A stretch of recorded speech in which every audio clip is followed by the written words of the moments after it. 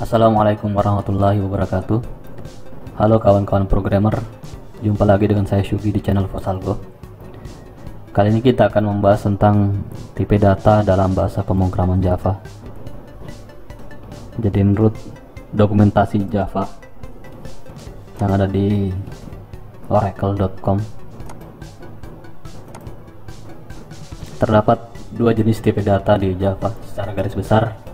Ada yang disebut dengan tipe data primitif, kemudian ada yang disebut juga dengan tipe data reference atau kelas. Untuk tipe data primitif sendiri terdapat 8 ya. Di sini disebutkan 7 tipe data primitif, tapi sebenarnya ada 8 di sini, 8 tipe data primitif. Ada yang disebut dengan byte, short, integer, long, kemudian float, double, boolean, dan char.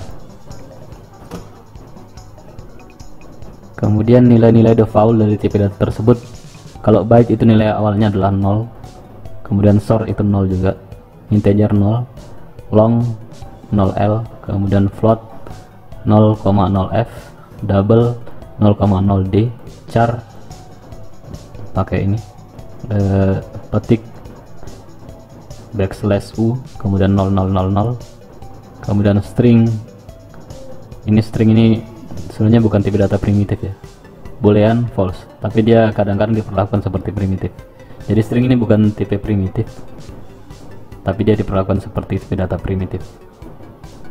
Nilai awalnya 0 ya. Kemudian ada lagi yang bagian penting dalam sebuah tipe data adalah jangkauan dari tipe data, yang menyatakan data terkecil dan terbesar yang dapat disimpan pada menggunakan tipe data tersebut ya. Jadi kalau tipe data byte itu data terkecilnya adalah -128, kemudian nilai terbesarnya adalah 127. Kalau short -32,768 sampai maksimumnya 32,767. Demikian pula dengan tipe data yang lain.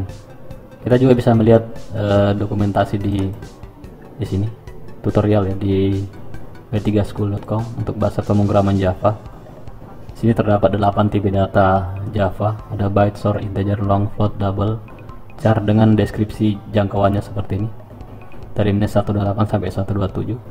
Size-nya 1 byte, kemudian yang kedua ada size-nya 2, short ini size-nya 2 byte, kemudian untuk integer 4 byte, long 8 byte, float 4 byte, double 8 byte, boolean 1 bit, kemudian char 2 byte. Masih ingat tentang byte kan? Jadi 1 byte itu 8 bit ya. Kalau boolean ini dia cuma 1 bit saja karena dia hanya menyimpan 2 nilai, true or false. Sedangkan yang lain bisa ada banyak nilai. Ya 1 byte itu 8 bit itu dia dapat menyimpan sebanyak 2 kali 10 pangkat 8 ya. Jadi dari -128 sampai 127 itu sebanyak 2 kali 10 pangkat 8. Kemudian contoh penggunaannya, kita bisa lihat penggunaannya di sini. Jadi byte dituliskan seperti ini, byte. Kita langsung ke contoh saja. Kita buka NetBeans. Pertama kita buat project dulu. Pilih new project, kemudian pilih kategorinya Java. Kemudian projectnya Java application. Informasi juga di sini saya gunakan JDK 8 ya, dan NetBeans-nya juga NetBeans 8. Kemudian next. Kemudian saya hilangkan dulu checklist untuk main class di sini.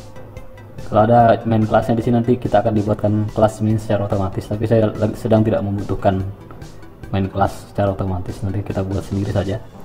Jadi kita hilangkan checklistnya di sini. Kemudian nama projectnya kita beri nama latihan tipe data atau data type. Boleh pakai spasi di sini. Finish. Nah, kemudian kita dibuatkan dua package, dua folder ini maksud saya. Folder pertama source package, folder kedua library. Kemudian di dalam kita bisa buat sebuah package. Klik kanan new Java package, klik kiri. Kemudian saya beri nama package-nya misalnya Fosalgo. Kemudian finish. Nah, kemudian di dalam Vosalgo ini saya klik kanan lagi. Saya akan membuat sebuah kelas main. Saya pilih Java class, klik di sini. Kemudian saya beri nama kelasnya adalah kelas main.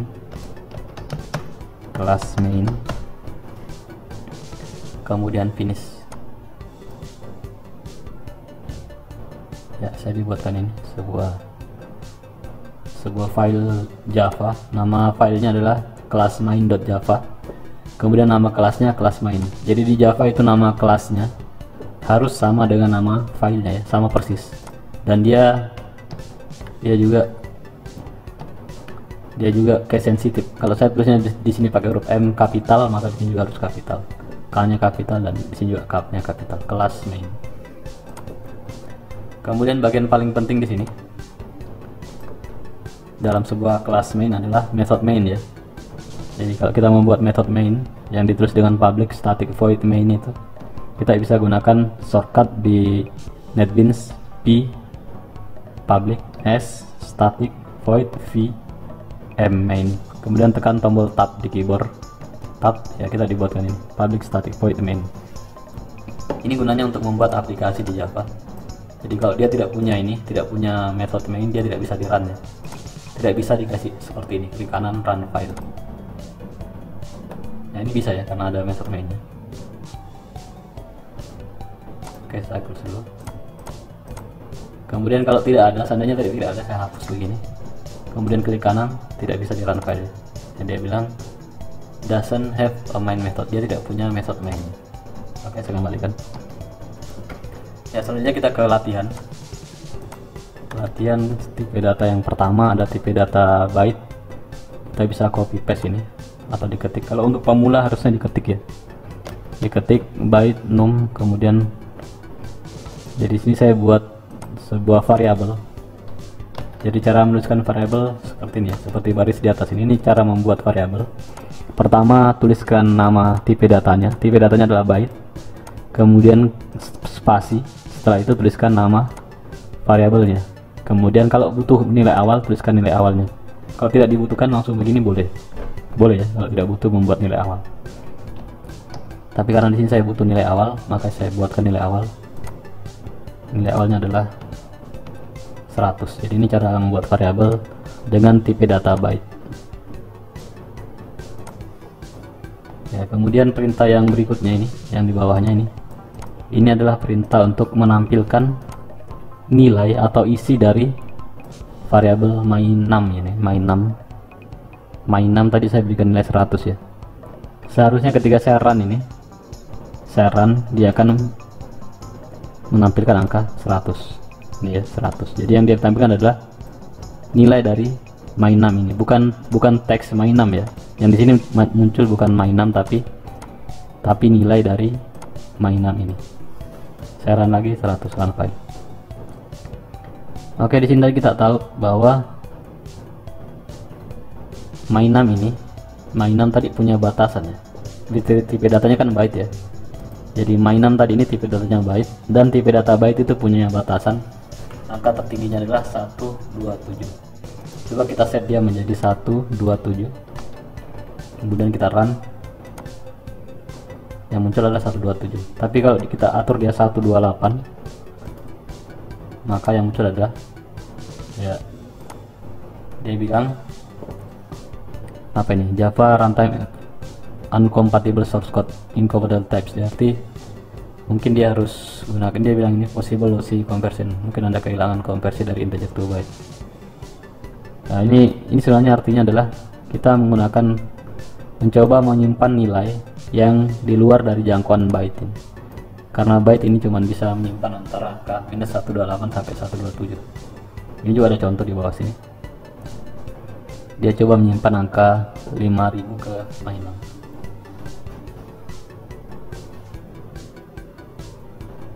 Bukan byte. Jadi dia hanya bisa menyimpan dari -128 sampai 127. Jadi kalau 128 dia langsung error. Tapi kalau 127 tidak error ya. Karena itu masih dalam jangkauan tipe data byte. Begitu juga kalau -128, dia tidak error, masih bisa ya. Tapi kalau minus 129 ini sudah di bawah dari jangkauannya, ya dia tidak bisa, sama seperti tadi. Oke, ini tipe data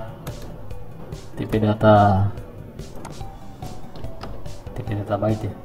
Jadi dia untuk menyimpan bilangan bulat juga. Jadi byte ini untuk menyimpan bilangan bulat.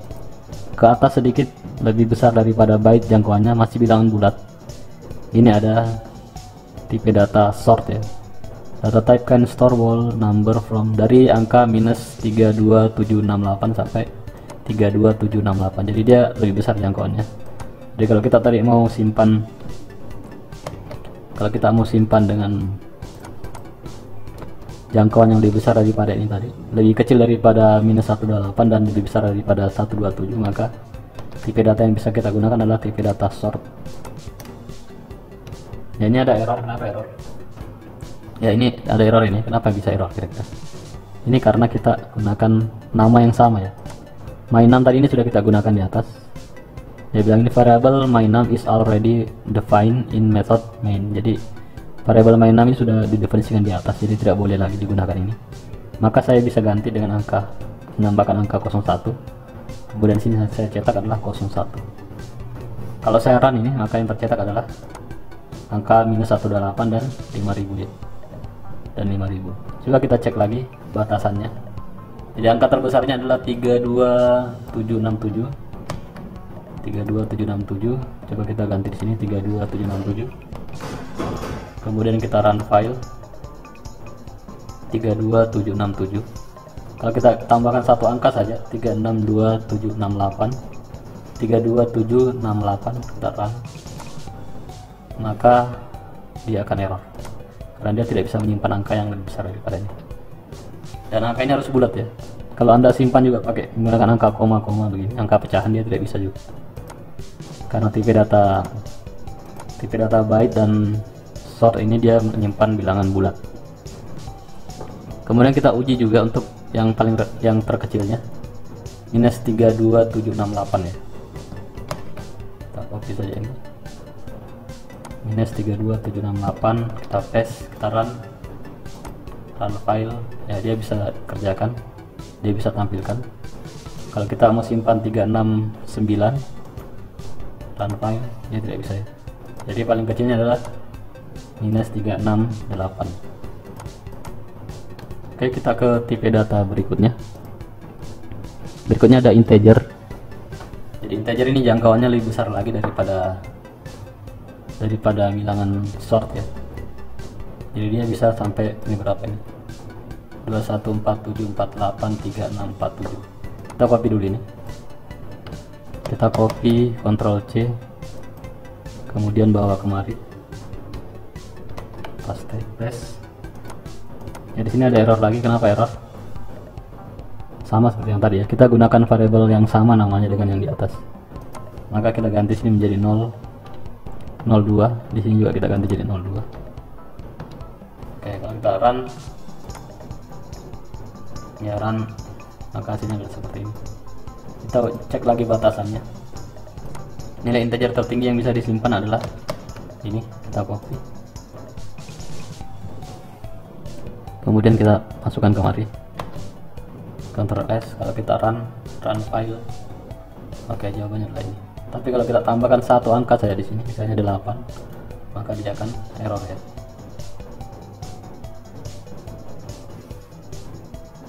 Ya, ini dia bilang integer number too large, bilangan intinya terlalu besar. My split declaration to declaration segment.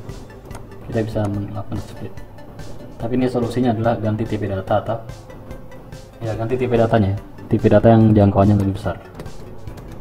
Kemudian ada tipe data berikutnya, ada long ya. Jadi long ini jangkauannya lebih besar daripada integer. Kalau integer cuma berapa digit ya?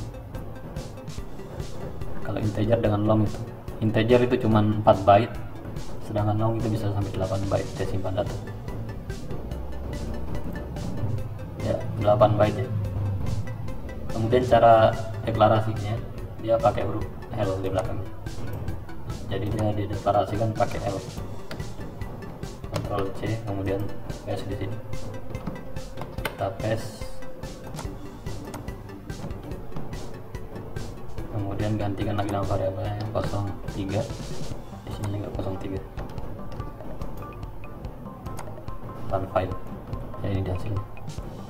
Dan nilai terbesar yang bisa disimpan pakai long adalah ini, bisa kita copy kemudian paste di sini, jangan dihapus L nya, paste, kita run.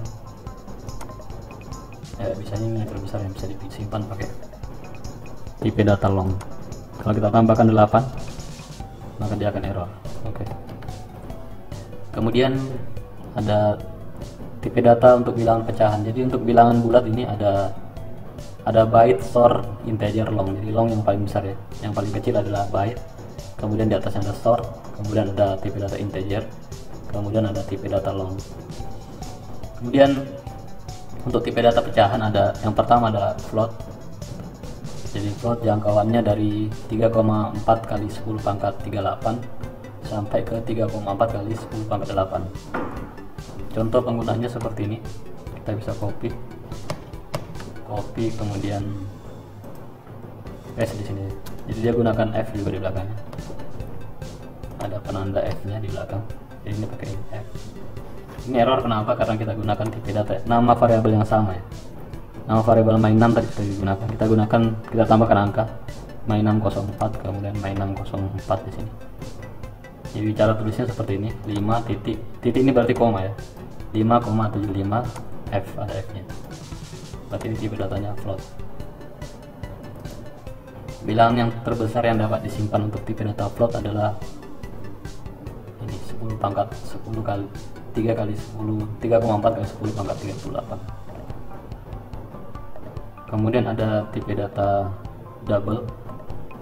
Jadi double ini pecahan juga, dan jangkauannya lebih besar daripada float ya. Kalau float 3,4 kali 10 pangkat 38, sedangkan kalau double dari 1,7 kali 10 pangkat minus 308 sampai paling besarnya adalah 1,7 kali 10 pangkat 308. Ini 38, ini 308. Kita copy kemudian di paste di sini, di paste, kasih di sini 0,05 ya, 05 di sini 05 juga. Oke. Kemudian di run file. Nah, ini hasilnya. Itu jangkauan terbesar ya. Jadi ini ada pertanyaan, apa gunakan float atau double?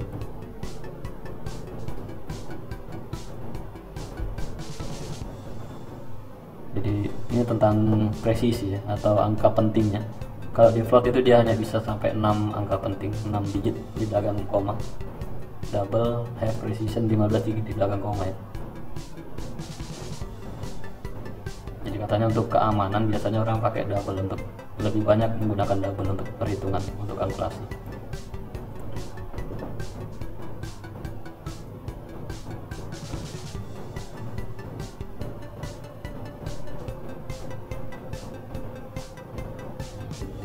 Oke, berikutnya ada char, tipe data char.